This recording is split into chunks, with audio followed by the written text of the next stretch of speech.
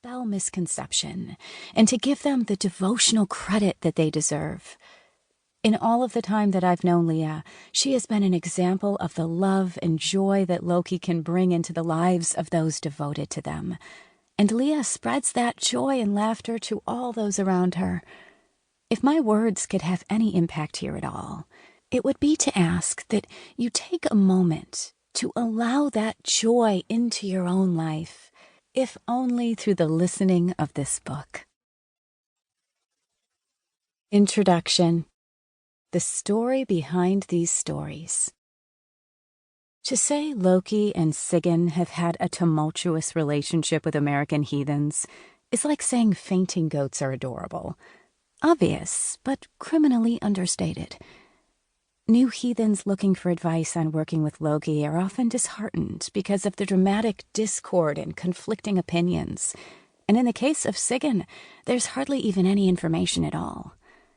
As a generational heathen oathed to Loki, he and his bride have been quite active in my life as of late, nagging and pulling strings to convince me to write this devotional. I did so gladly as a gift to Loki and Sigyn, and as a gift to the heathen community.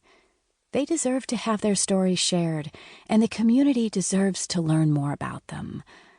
We are, after all, a bunch of book nerds who love nothing more than research and academic debate.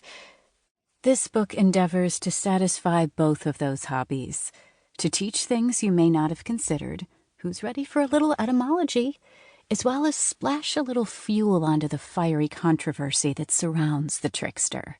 Loki has been part of my life from my earliest memories onward, even when I didn't realize it.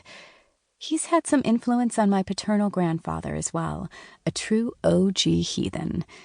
Grandpa Frank Svendsen was born and raised in Norway and emigrated to New York City with his family in the last days of 1929, right when the world economy was starting to crumble.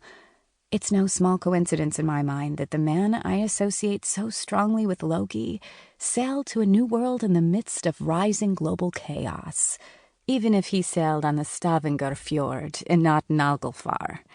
He, and at least one of his brothers, was a proud heathen, and when my French-Canadian, Italian Catholic mother met him as things got serious with my father, his son, she was utterly charmed by his humor and stories of the old ways.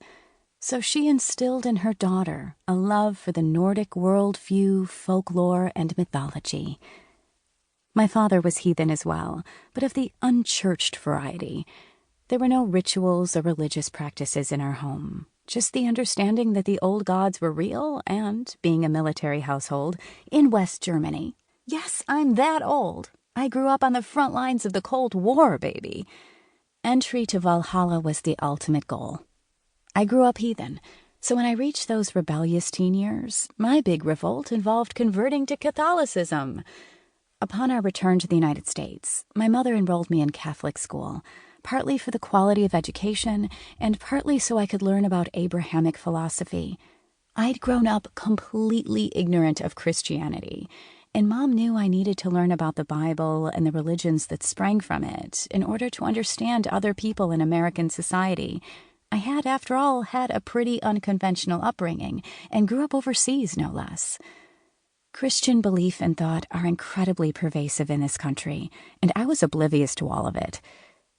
At some point, I caved to peer pressure and converted. Granted, it wasn't so much wanting to fit in as it was wanting to partake in snack time at Mass. Regardless of the reason, it gave me a taste of belonging to a spiritual community and structured rituals. One of my high school memories involves a group of us gathered at lunch in an unofficial competition to see who had the weirdest family. I won, at least that's how I remember it, with a commentary about my grandfather. He still worships the old gods, I snickered to a group of uniformed classmates. He even has little statue things of them in his bedroom. Such heresy was practically unheard of in the mid-1990s. And the deviancy was all the more shocking by the fact that it was a grandparent partaking in such nonsense, rather than an edgy teen. Another small bit of irony? My Catholic high school's mascot? The Vikings! The principal adored me for my surname,